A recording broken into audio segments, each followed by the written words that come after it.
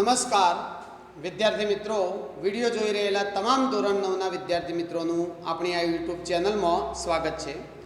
મિત્રો, આપણે ધોરણ 9 વિજ્ઞાનનું 5મું પ્રકરણ સજીવના પાયાનો એકમ ભણી રહ્યા છીએ। એમાં આપણે અગાઉ એક તાસ લીધો હતો, જેમાં આપણે કોષ કોને કહેવાય એ સમજ્યા હતા। ત્યારબાદ ડુંગળીના કોષો પણ આપણે નિહાળ્યા હતા, સૂક્ષ્મદર્શક યંત્રની રચના જોઈ હતી અને આ કોષીય સંશોધનમાં જે વૈજ્ઞાનિકોએ પોતાનું યોગદાન આપ્યું છે, ફાળો આપ્યો છે, એ બધા વૈજ્ઞાનિકોએ કઈ સાલમાં કઈ શોધ કરી એ બધી વિગતો આપણે જોઈ ગયા છીએ। હવે આ પાઠની અંદર કોષની મુખ્ય લાક્ષણિકતાઓ અને કોષીય અંગિકાઓ વિશે ડિટેલમાં અભ્યાસ કરવાનો છે। તો એ કોષની લાક્ષણિકતાઓ એટલે કે કોષના મુખ્ય ભાગો અને કોષીય અંગિકાઓ એટલે કોષના અંદર જ આવેલી કેટલીક અંગિકાઓ છે એની ચર્ચા કરીએ। એના પહેલાં આપણે કોષની રચના સમજીશું, કોષનું બંધારણીય આયોજન કેવું હોય છે, કોષના પ્રકાર કયા હોય છે, એ બધું આપણે સમજીશું આ તાસમાં। અને ત્યાર પછી નવા તાસમાં આપણે કોષની લાક્ષણિકતાઓ અને કોષની અંગિકાઓનો અભ્યાસ શરૂ કરીશું। તો જુઓ મિત્રો, કોષમાં પ્રકાર પાડીએ તો કોષના પ્રકારો મુખ્ય બે પ્રકાર પાડવામાં આવે છે। કોષના પ્રકારો મુખ્ય આપણે આ રીતે બે રીતે પાડીએ। એક એવા કોષ કે જ્યાં પૃથ્વી ઉપર જ્યારથી સજીવની ઉત્પત્તિ થઈ ત્યારે સૌ પ્રથમ ઉત્પન્ન થયેલા જે સજીવો હતા કે જે નરી ઓખે પણ નહોતા દેખાતા, એવા સજીવોમાં ભગવાને જે કોષની રચના કરી હતી એ કોષને આદિ કોષ કેન્દ્રીય કોષ કહે છે। એટલે કે પ્રકારમાં એક પાડીશું આદિ કોષ કેન્દ્રીય કોષ। આદિ કોષ કેન્દ્રીય કોષ, આદિ એટલે બહુ આદિકાળમાં જે સજીવો પૃથ્વી ઉપર ઉદ્ભવ્યા હતા એમનામાં જે કોષ જોવા મળતો હતો એ કોષ આદિ કોષ કેન્દ્રીય કોષ ધરાવતા સજીવો જે આજે પણ આપણી વચ્ચે અસ્તિત્વ ટકાવી રાખ્યું છે, એમને આપણી વચ્ચે સજીવો જોવા મળે છે। ખાસ કરીને એમાં બધા બેક્ટેરિયા આવી જાય। એ બેક્ટેરિયામાં આજે પણ તમે જુઓ તો એમનો કોષ સુવિકસિત નથી। આદિ કોષ કેન્દ્રીય કોષ એટલે અલ્પ વિકસિત કોષ કે જે કોષની બનવાની શરૂઆત થઈ ત્યારનો પ્રાઇમરી કોષ કહેવાય, કે જેમાં કોષની રચના સુસ્પષ્ટ સારી રીતે જોવા પણ મળતી નથી। તો એવો એક આદિ કોષ કેન્દ્રીય કોષ। અને બીજો આપણા જેવા પ્રાણીઓના શરીરમાં આવેલા હોય છે એવા સુકોષ કેન્દ્રીય કોષ। તો આ રીતે કોષને આપણે બે ભાગમાં વહેંચી શકીએ, આદિ કોષ કેન્દ્રીય કોષ અને સુકોષ કેન્દ્રીય કોષ। ત્યારબાદ સુકોષ કેન્દ્રીય કોષ ધરાવતા સજીવો ઘણા બધા છે, લગભગ બેક્ટેરિયા સિવાય કેટલાક સજીવોને બાદ કરીએ તો બાકીના બધા જ સજીવો સુકોષ કેન્દ્રીય કોષ, સારો સુવિકસિત કોષ ધરાવે છે। અને આમાં પાછા અંદર બે પેટા પ્રકાર આપણે પાડી શકીએ કે વનસ્પતિ જેવા સજીવો હોય એમના અંદર જોવા મળશે એને આપણે વનસ્પતિ કોષ કહીશું, અને પ્રાણીઓમાં જોવા મળતો સુકોષ કેન્દ્રીય કોષ હોય એને આપણે પ્રાણી કોષ કહીશું। તો આજે આ તાસમાં આપણે આદિ કોષ કેન્દ્રીય કોષની રચના જોઈશું। ત્યારબાદ સુકોષ કેન્દ્રીય કોષમાં બંને કોષોની રચના જોઈશું, આકૃતિ દોરીશું, સમજીશું વનસ્પતિ કોષ કેવો દેખાશે, એના અંદર કઈ કઈ અંગિકાઓ આવેલી હોય, પ્રાણી કોષની આકૃતિ દોરીશું અને ત્યારબાદ 3 આકૃતિઓ થશે। ત્યારબાદ આપણે પરીક્ષામાં પૂછાય એવા તફાવત પણ જોઈશું। એટલે કે આપણે એક તફાવત જોઈશું, આદિ કોષ કેન્દ્રીય કોષ અને સુકોષ કેન્દ્રીય કોષનો તફાવત જોઈશું। ત્યારબાદ વનસ્પતિ કોષ અને પ્રાણી કોષનો પણ આપણે તફાવત જોઈશું, અને તફાવત 2 કે 3 ગુણમાં પરીક્ષામાં પૂછાતો હોય છે। તો આપણે શરૂઆત કરીએ આદિ કોષ કેન્દ્રીય કોષની। આકૃતિ દોરતા જઈએ અને સાથે સાથે આદિ કોષ કેન્દ્રીય કોષની રચના પણ આપણે સમજતા જઈએ। તો જુઓ, આદિકોષ કેન્દ્રીય કોષ એટલે અલ્પ વિકસિત કોષ. આ પૃથ્વી ઉપર બનેલો પહેલામાં પહેલો કોષ. શરૂઆતમાં જે સજીવો ઉદ્ભવ્યા એમની પાસે જે કોષ હતો એ આદિકોષ કેન્દ્રીય કોષ કહેવાય છે. તો એવા આદિકોષ કેન્દ્રીય કોષની આપણે પહેલા રચના જોઈ લઈએ. આદિકોષ કેન્દ્રીય કોષ કેવો દેખાય છે એ આકૃતિ પરથી તમે સમજી શકશો. તો જો આદિકોષ કેન્દ્રીય કોષ આવો લંબગોળ આકારનો આ પ્રમાણેનો જોવા મળી શકે તમને.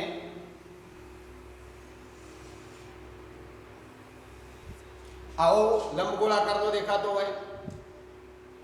એમાં બહુ થોડા જ ભાગો આપણે દર્શાવવાના છીએ. તો એની અંદર એક આવી રચના તમને જોવા મળશે. નામ હું અત્યારે હાલ બોલું છું, પછી આપણે લખીએ, તમે યાદ રાખવાનો પ્રયત્ન કરજો. આને કહેવાશે કશા. કશા.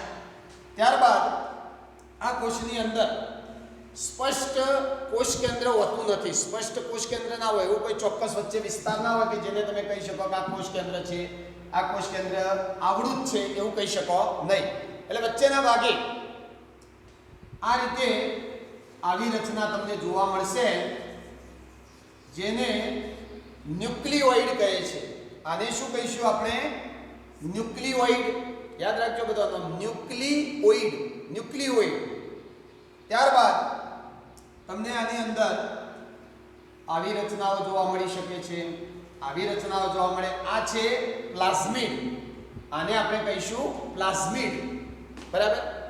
ત્યારબાદ આ કોષની અંદર કોષ રસ આવેલો હોય,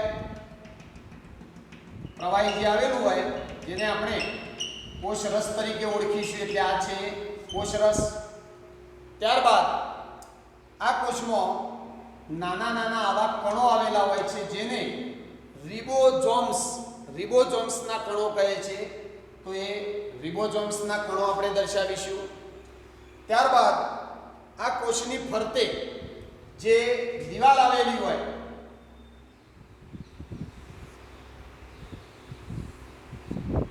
એને આપણે કોષ દિવાલ કહીશું. આ છે કોષ દિવાલ. અને કોષ દિવાલની અંદર એક સ્તર આવેલું હોય, એક પટલ, પડદો આવેલો હોય, જેને આપણે કહીશું, અંદરનું જે છે એને કહીશું કોષ રસ પટલ. બરાબર. આ રીતે આ કોષની રચના જોવા મળે છે. એ સિવાય આ જે આદિકોષ કેન્દ્રીય કોષ હોય એમાં ક્યારેક કોષની બહારની સપાટી ઉપર આવી સૂક્ષ્મ તંતુ જેવી રચના જોવા મળે છે.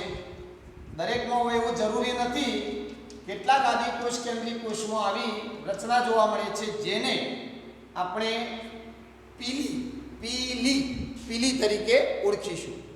તો આ થયો આદિકોષ કેન્દ્રીય કોષ. આવો સામાન્ય રચના ધરાવતો કોષ બેક્ટેરિયા જેવા સજીવોમાં જોવા મળે છે. ચલો એને આપણે નામ નિર્દેશન કરી દઈએ.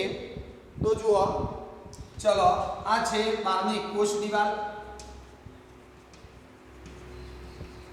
પછી આ જે છે કોષ દિવાલની અંદર એને આપણે કહીશું કોષ રસ પટલ. કોષ રસ પટલ, જેને કોષ રસ સ્તર પણ તમે કહી શકો. ત્યારબાદ આ અંદરનો જે ભાગ છે, આ વળંકવાળો ગૂંચળા જેવો ભાગ, એને આપણે કહીશું ન્યુક્લિયોઇડ. ન્યુક્લિયોઇડ. બરાબર. જે કોષ કેન્દ્ર જેવું છે. આ કોષનું મુખ્ય કેન્દ્ર કહેવાય, પણ આ કોષ કેન્દ્રની ફરતે બાઉન્ડ્રી નથી. આ રીતે આવી કોઈ બાઉન્ડ્રી આવેલી નથી. આ બાઉન્ડ્રી જે હોય કે જે કોષ કેન્દ્રની ફરતે આવેલું જે આવરણ છે, બે પડવાળું આવરણ, એને કહેવાય કોષ કેન્દ્ર પટલ. આવું કોષ કેન્દ્ર પટલ આમાં જોવા મળતું નથી. કોષ કેન્દ્ર પટલ વગર વચ્ચેનો જે ભાગ હોય એ ન્યુક્લિયોઇડ તરીકે ઓળખાય છે. તો આ છે ન્યુક્લિયોઇડ. પછી આ ભાગ જેને આપણે પીલી તરીકે ઓળખીશું. બરાબર. આ પીલી જે છે એ કોષની સપાટી ઉપર નાની સૂક્ષ્મ તંતુ જેવી રચના હોય જે કોઈ પદાર્થને ચોંટવા માટે, આ કોષ કોઈ પદાર્થ સાથે ચોંટી શકે એવું કાર્ય પીલી કરતી હોય છે. ત્યારબાદ આ જે પૂંછડી જેવો ભાગ દેખાય છે એને આપણે કશા તરીકે ઓળખીશું. કશા કહેવાય જે હલનચલનમાં તથા કેટલાક દ્રવ્યોના વહન માટે ઉપયોગી છે. ત્યારબાદ આ જે દેખાય છે અંદર એ કોષરસ છે. કોષરસ આ જે નાના નાના કણો જોવા મળે છે જેને આપણે રિબોઝોમ્સના કણો કહીશું. રિબોઝોમ્સ, બરાબર. પછી આ જે છે એ પુસ્તકમાં નથી નામ આપ્યા પણ એને પ્લાઝમિડ કહેવાય, જે ડીએનએ નું બનેલું હોય છે. એટલે આ છે પ્લાઝમિડ અથવા ડીએનએ લખી શકીએ છીએ. તો આ રીતની રચના ધરાવતો આ આદિકોષ કેન્દ્રીય કોષ છે, બરાબર. આ થયો આદિકોષ કેન્દ્રીય કોષ. હવે જુઓ, આદિકોષ કેન્દ્રીય કોષની રચના તમે જોઈ શકો છો. હવે આપણે સુકોષ કેન્દ્રીય કોષ દોરીએ. સુકોષ કેન્દ્રીય કોષમાં વનસ્પતિ કોષ અને પ્રાણી કોષ આવશે. વનસ્પતિઓના શરીરમાં જે કોષ જોવા મળે છે એ વનસ્પતિ કોષ, અને આપણા જેવા અને આપણાથી નીચલી કક્ષાના જે પ્રાણીઓ હોય એમનામાં પણ સુવિકસિત કોષ જોવા મળે છે જેને પ્રાણી કોષ કહેવાય. સુવિકસિત પ્રાણી કોષ. તો એની આકૃતિ આપણે દોરીએ. એટલે કે આપણે હવે દોરીશું વનસ્પતિ કોષ અને પ્રાણી કોષ. અહીંયા દોરીશું પ્રાણી કોષ અને પછી એને નામ નિર્દેશન કરીશું. અહીંયા દોરીશું વનસ્પતિ કોષ, અહીંયા દોરીશું પ્રાણી કોષ. તમારે પરીક્ષામાં વનસ્પતિ કોષ કે પ્રાણી કોષ કે આદિકોષ કેન્દ્રીય કોષની રચના દોરવાની પણ પૂછાય, અથવા તો દોરેલી આકૃતિ આપી હોય એમાં નામ નિર્દેશ કરવાનું પણ પૂછાઈ શકે. એટલે દરેક વિદ્યાર્થીઓને આ ત્રણે ત્રણ કોષ દોરતો પણ આવડવા જોઈએ અને એ કોષની અંદર આવેલા જે ભાગો હોય એના નામ પણ આવડવા જોઈએ છે. ચલો હવે વનસ્પતિ કોષ અને પ્રાણી કોષ દોરીએ. તો જુઓ, વનસ્પતિ કોષ કદમાં પ્રાણી કોષની સરખામણીએ થોડો મોટો હોય છે, થોડો સ્લાઇટ મોટો હોય કદમાં, અને ચોક્કસ આકાર ધરાવતો હોય છે. એને આપણે દોરીએ લગભગ ષષ્ઠકોણ આકાર અથવા લંબચોરસ આકાર, આવો આકાર ધરાવતો હોય છે, બરાબર. આ થયો વનસ્પતિ કોષ. હવે વનસ્પતિ કોષમાં કોષ દિવાલ આવેલી હોય. કોષ દિવાલ આપણે જાડી બતાવી દઈએ.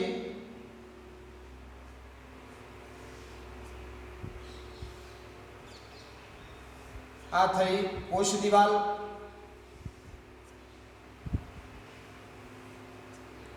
કોષ દિવાલની અંદર એક પાતળું સ્તર આવેલું હોય, જે સ્તર કોષ રસ સ્તરના નામે ઓળખાય છે.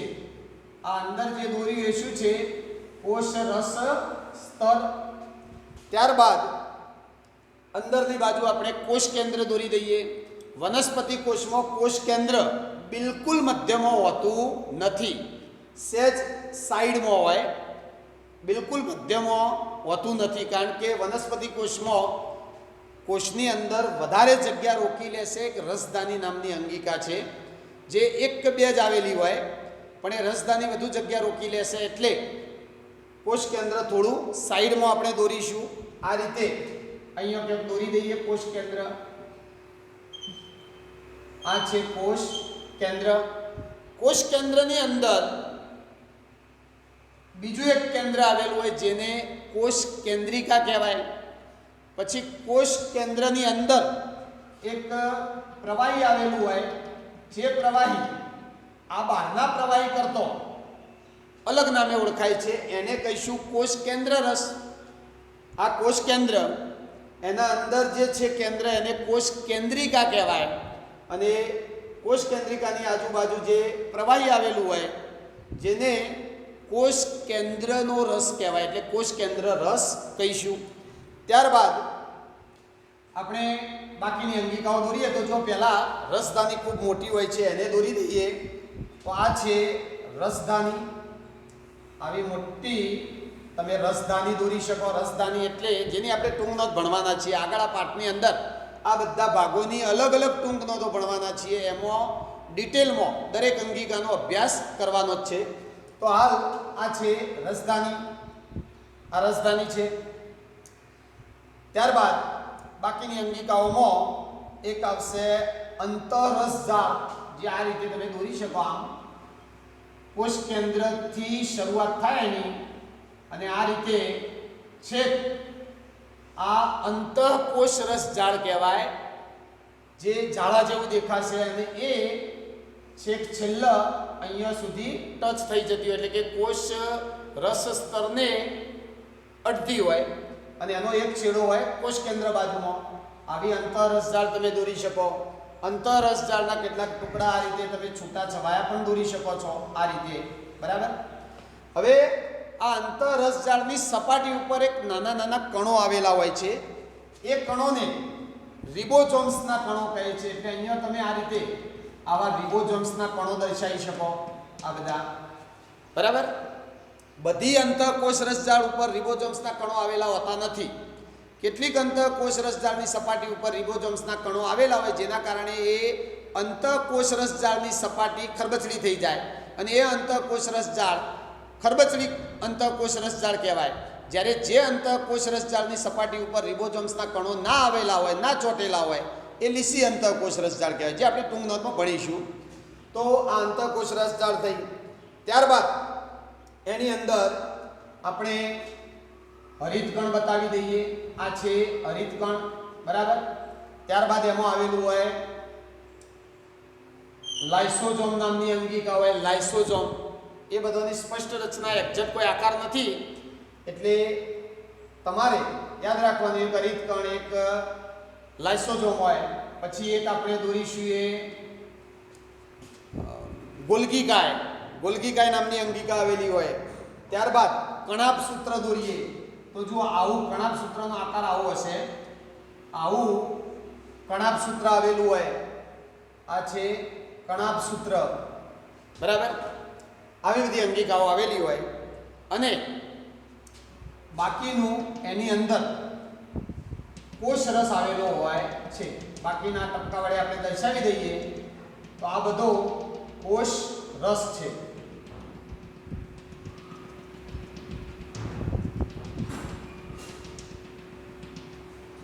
આ થઈ ગયો તમારો વનસ્પતિ કોષ. પછી આપણે નામ આપીએ છીએ. ચલો પછી આપણે પ્રાણી કોષ દોરીએ. તો પ્રાણી કોષ લંબગોળ આકારનો કે એવો કોઈનો ચોક્કસ આકાર ના હોય, વનસ્પતિ કોષ કરતો કદમાં થોડો નાનો હોય અને એવા પ્રાણી કોષની આપણે રચના દોરીએ તો આ રીતે આપણે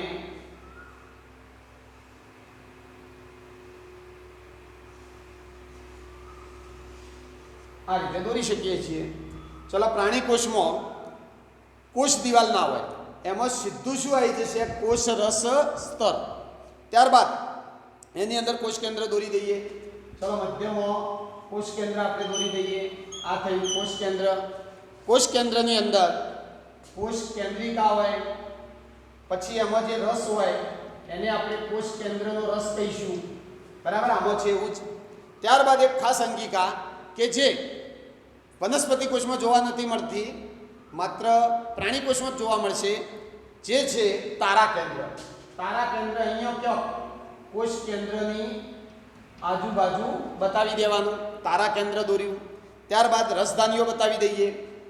પ્રાણી કોષમાં રસધાનીઓ નાની હોય અને વધુ સંખ્યામાં હોય, એટલે નાની નાની આવી રસધાનીઓ 2-3 તમે બતાવી શકો છો. ત્યારબાદ એની અંદર કણાભ સૂત્ર આવેલું હોય, જે આ રીતે આપણે કણાભ સૂત્ર પણ દર્શાવી શકીએ છીએ. પછી અંતઃકોષ રસજાળ આવેલી હોય, એ અંતઃકોષ રસજાળ આમાં દર્શાવી છે, એ જ રંગથી દર્શાવીએ તો આ અંતઃકોષ રસજાળ છે. અંતઃકોષ રસજાળની સપાટી ઉપર રિબોઝોમ્સ નામના કણો થોડા દર્શાવી દઈએ. આ રિબોઝોમ્સના કણો છે. ત્યારબાદ આની અંદર હરિતકણ નહીં આવશે. પ્રાણી કોષમાં હરિતકણ નામની અંગિકા હોય નહીં. આવી અંગિકા આપણે હરિતકણની દર્શાવીશું નહીં. પણ એ સિવાય ગોલ્ગીકાય આવેલું હોય, લાઇસોઝોમ આવેલું હોય, લાઇસોઝોમ આવેલું હોય. બરાબર. આવા બધા જુદા જુદા ભાગો એમાં જોવા મળશે. હવે બાકીનો ભાગ કોષ રસનો બતાવી દઈએ ટપકા ટપકા દ્વારા. આ બધો કોષ રસ થયો.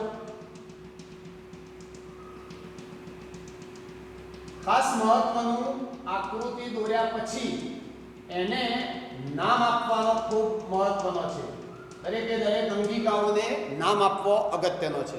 તો ચલો હવે નામ આપીએ. હવે જુઓ, નામ આપો એટલે ખાસ ધ્યાન રાખો. જે અંગિકાઓ વનસ્પતિ કોષમાં જ જોવા મળતી હોય અને પ્રાણી કોષમાં જોવા ના મળતી હોય એને પહેલા દર્શાવી દઈએ, અલગ પાડી દઈએ એને. તો ચલો, કોષ દિવાલ. આ કોષ દિવાલ જે વનસ્પતિ કોષમાં હશે, પ્રાણી કોષમાં હશે નહીં. પછી આ હરિતકણ, એ પણ વનસ્પતિ કોષમાં જોવા મળશે, પ્રાણી કોષમાં જોવા નહીં મળે. ત્યારબાદ પ્રાણી કોષની વાત કરીએ તો એમાં પણ એક અંગિકા છે જે વનસ્પતિ કોષમાં નથી. એ છે તારા કેન્દ્ર. આ રહ્યું તારા કેન્દ્ર, જે આપણે બતાવી દઈએ. બરાબર. ચલો હવે બાકીના ભાગ બંનેમાં કોમન છે તો બંનેને આપણે દર્શાવીએ. તો ચલો, સૌથી પહેલા આ ભાગ શું કહેવાશે? અરે ભાગ કે જે આમોય છે, આમોય છે. કોષ દિવાલની બિલકુલ અંદરનું સ્તર, જેને તમે કોષ રસ સ્તર તરીકે ઓળખો છો. એ કોષ રસ સ્તર અથવા કોષ રસ પટલ, એને તમે કોષ રસ પટલ કહી શકો અને કોષ રસ સ્તર પણ કહેવાય. એટલે કોષ રસ પટલ થઈ ગયું આ. ચલો, એના પછી રસધાની આવે છે. તો આપણે રસધાની બતાવી દઈએ. આ એ રસધાની, આ પણ રસધાની છે. કોમન નામ લખી દઈએ. તો આ રસધાની થઈ. બરાબર. ચલો, પછી બંનેની અંદર કોષ રસ હોય. તો આ બધા જે ટપકા દ્વારા દર્શાવે છે એ કોષ રસ છે. આ કોષ રસ, તો એને આપણે લખી દઈએ કોષ રસ. ચલો, પછી આ લાલ રંગનું જે દેખાય છે કણાભ સૂત્ર છે. તો એને આપણે બંનેની અંદર દર્શાવીએ. તો આ થયું કણાભ સૂત્ર. કણાભ સૂત્ર. બરાબર. ત્યારબાદ અંતઃકોષ રસ જાળ બંનેમાં જોવા મળે છે. તો એને આપણે દર્શાવી દઈએ આ અંતઃકોષ રસ જાળ. અંતઃકોષ રસ જાળ. બરાબર. હવે અંતઃકોષ રસ જાળની સપાટી ઉપર નાના નાના કણો જોવા મળે છે, જે કણોને રિબોઝોમ્સના કણો કહેવામાં આવે છે. અહીંયા હું દર્શાવી દઉં. એટલે આ રિબોઝોમ્સ જે અહીંયા દેખાય જ છે, આ છે રિબોઝોમ્સના કણ. ત્યારબાદ આ એક જેને આપણે ગોલ્ગી કાય તરીકે ઓળખીએ. ગોલ્ગી કાય. ગોલ્ગી કાય, જેને ગોલ્ગી પ્રસાધન પણ કહેવાય છે. આમાં બતાવી દઈએ આ ગોલ્ગી કાય. ગોલ્ગી કાય. બરાબર. પછી લાઇસોઝોમ. તો આ અંગિકા અહીંયા પણ છે, અહીંયા પણ છે. તો આને કહીએ લાઇસોઝોમ. લાઇસોઝોમ. આ થઈ લાઇસોઝોમ નામની અંગિકા. ત્યારબાદ કોષનું મુખ્ય કેન્દ્ર, જેને આપણે કોષ કેન્દ્ર કહીએ છીએ, આ છે કોષ કેન્દ્ર. આમાં પણ આ રીતે કોષ કેન્દ્ર છે. કોષ કેન્દ્રની અંદર આ કોષ કેન્દ્રિકા. કોષ કેન્દ્રિકા છે. અને આ કોષ કેન્દ્રિકાની આજુબાજુ જે લાલ ટપકા દ્વારા દર્શાવ્યું છે એ છે કોષ કેન્દ્ર રસ, જેને હું અહીંયા બતાવી દઉં. કોષ કેન્દ્ર રસ, જે આ કોષ કેન્દ્ર રસ આમાં દર્શાવવું હોય તો આ કોષ કેન્દ્ર રસ. બરાબર. આ થયો કોષ કેન્દ્ર રસ. બધી જ અંગિકાઓ લગભગ આવી ગઈ. હવે તમે આ આકૃતિનો સ્ક્રીનશોટ લઈ લેશો અને ત્યારબાદ ઘરે જાતે આ ત્રણેય આકૃતિઓ પેન્સિલ લઈ અને દોરજો. એના બધા ભાગોના અંગિકાઓના નામ દર્શાવજો અને પછી ચેક કરજો. બરાબર? તો એકવાર આ સ્ક્રીનશોટ લઈ લેશો, પછી આપણે તફાવત જોઈ લઈએ. ચલો સ્ક્રીનશોટ લઈ લો. તો જુઓ મિત્રો, આ સરસ મજાની ત્રણ આકૃતિઓ દોરી, જેમાં કોષનું બંધારણીય આયોજન શું હોય છે, કોષની રચના કેવી હોય છે, એ આપણે સમજી શકીએ છીએ. તમે સૂક્ષ્મદર્શક યંત્રની મદદથી ડુંગળીના કોષો જોયા હતા, તો એમાં તમને બે જ રચનાઓ, બે જ ભાગો દેખાતા હતા. એક કોષ કેન્દ્ર દેખાતું હતું અને બીજી કોષ દિવાલ દેખાતી હતી. પણ જો વધારે મોટું સૂક્ષ્મદર્શક યંત્ર હોય કે જે અનેક ગણી વસ્તુઓને મોટી કરી શકતું હોય, તો એવા સૂક્ષ્મદર્શક યંત્રમાં તમને આ બધી અંગિકાઓ પણ જોવા મળશે. ઇલેક્ટ્રોન માઇક્રોસ્કોપમાં તો એક એક અંગિકાની રચના કેવી છે એ પણ જોઈ શકાય છે. તો આ કોષો થયા. આ બંને સુકોષ કેન્દ્રીય કોષ છે, જ્યારે આ આદિકોષ કેન્દ્રીય કોષ છે. હવે તફાવત જોઈ લઈએ. ચલો હું કાઢી નાખું છું. હવે આપણે સૌથી પહેલા જોઈશું કે આદિકોષ કેન્દ્રીય કોષ અને સુકોષ કેન્દ્રીય કોષનો તફાવત શું છે, એટલે કે બંનેમાં શું ફરક હોય છે. પરીક્ષામાં તફાવત 2 કે 3 ગુણમાં પૂછાઈ શકે છે. એટલે પહેલા આપણે જોઈએ આદિકોષ કેન્દ્રીય કોષ અને સુકોષ કેન્દ્રીય કોષ. આદિકોષ કેન્દ્રીય કોષ અને સુકોષ કેન્દ્રીય કોષનો તફાવત સૌથી પહેલા જોઈ લઈએ. ચલો પહેલું કામ તો આદિકોષ કેન્દ્રીય કોષમાં કોષ કેન્દ્ર સ્પષ્ટ દેખાતું નથી, જ્યારે સુકોષ કેન્દ્રીય કોષમાં કોષ કેન્દ્ર બહુ સ્પષ્ટ જોવા મળે છે. એટલે કે આદિકોષ કેન્દ્રીય કોષમાં તમે લખી શકો સ્પષ્ટ કોષ કેન્દ્ર હોતું નથી. અને કેમ સ્પષ્ટ નથી હોતું? કારણ કે જે કોષ કેન્દ્રની ફરતે આ પટલ હોય, જેને કોષ કેન્દ્ર પટલ કહેવાય, એ પટલ જ હોતું નથી. એટલે કે સ્પષ્ટ કોષ કેન્દ્ર હોતું નથી, કારણ કે કોષ કેન્દ્ર પટલ નો અભાવ હોય છે. હોતું નથી એટલે અભાવ હોય છે. જ્યારે સુકોષ કેન્દ્રીય કોષમાં સુસ્પષ્ટ એટલે સારી રીતે સ્પષ્ટ કોષ કેન્દ્ર જોવા મળે છે. અને કોષ કેન્દ્ર પટલ આવેલું હોય છે.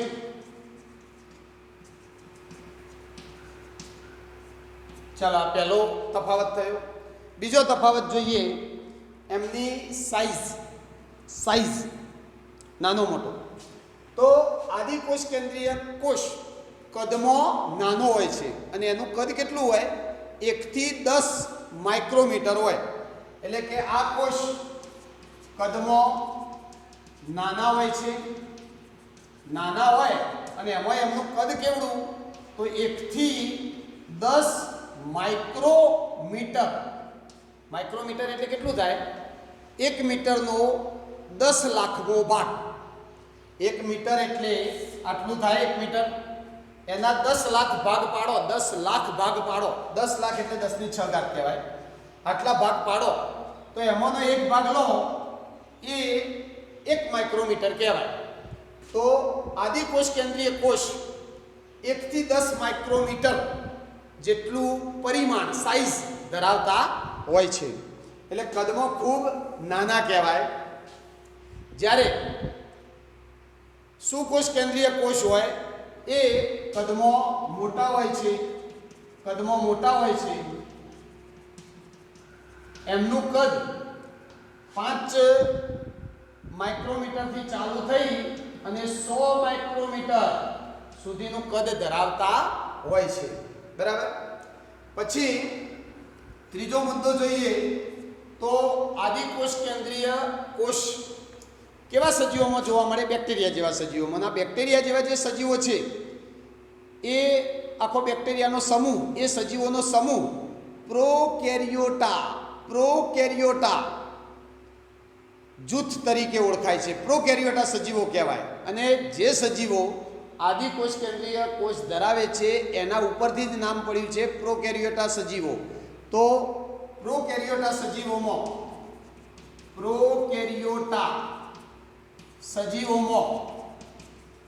જોવા મળે છે. આ કોષ કયા સજીવોમાં જોવા મળે? પ્રોકેરિયોટા. જ્યારે પ્રોકેરિયોટા સિવાયના બાકીના સજીવો હોય, જેમાં બેક્ટેરિયા સિવાયના બધા જ સજીવો આવી જાય કે જેમના અંદર સુકોષ કેન્દ્રીય કોષ જોવા મળતો હોય, એવા સજીવોને યુકેરિયોટા કહે છે. એટલે યુકેરિયોટા સજીવોમાં કયો કોષ જોવા મળે છે? સુકોષ કેન્દ્રીય કોષ જોવા મળે છે, બરાબર. પછી બીજો એક તફાવત કે આ જે આદિકોષ કેન્દ્રીય કોષ હોય એની અંદર રંગસૂત્ર, જે આપણે આગળ ભણીશું, રંગસૂત્ર આવી સૂત્રિકા જેવી રચના હોય, એ રંગસૂત્ર એકલ હોય છે. એટલે કે એકલ રંગસૂત્રો ધરાવે છે. જ્યારે સુકોષ કેન્દ્રીય કોષ હોય તો એ એકથી વધુ રંગસૂત્રો ધરાવે છે. એટલે કે એકથી વધુ રંગસૂત્રો ધરાવે છે, બરાબર. તો આ રીતે 4 તફાવત આપણે જોયા. એ સિવાય છેલ્લો તફાવત છે કે આદિકોષ કેન્દ્રીય કોષમાં તમે જોયું, રચનાની અંદર આકૃતિમાં તમે જોયું તો એની રચનામાં કોઈ પટલમય અંગિકાઓ હતી નહીં. પટલમય અંગિકાઓ જેવી કે કણાભસૂત્ર છે, ત્યારબાદ કોષ કેન્દ્ર પટલ છે, આવી પટલમય અંગિકાઓ જોવા મળતી નથી. એટલે તમે લખી શકો પટલ ધરાવતી પટલમય અંગિકાઓ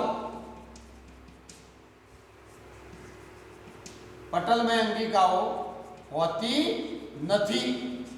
જ્યારે આ કોષમાં, સુકોષ કેન્દ્રીય કોષમાં પટલમય અંગિકાઓ જોવા મળે છે, બરાબર. તો આ રીતે આદિકોષ કેન્દ્રીય કોષ અને સુકોષ કેન્દ્રીય કોષમાં તમે તફાવતમાં આટલા મુદ્દા લખી શકો છો. આ થયો તફાવત. ચલો હવે ઝડપથી આ તફાવતનો સ્ક્રીનશોટ લઈ લેશો. ત્યારબાદ છેલ્લો તફાવત આપણે વનસ્પતિ કોષ અને પ્રાણી કોષનો જોઈ લઈએ. ચલો લઈ લો સ્ક્રીનશોટ. ચાલો હવે આપણે વાત કરીએ વનસ્પતિ કોષ અને પ્રાણી કોષ બંને સુકોષ કેન્દ્રીય કોષ છે અને એ બંનેનો તફાવત જોઈશું. તો ચલો એક બાજુ લખીએ વનસ્પતિ કોષ અને પ્રાણી કોષ.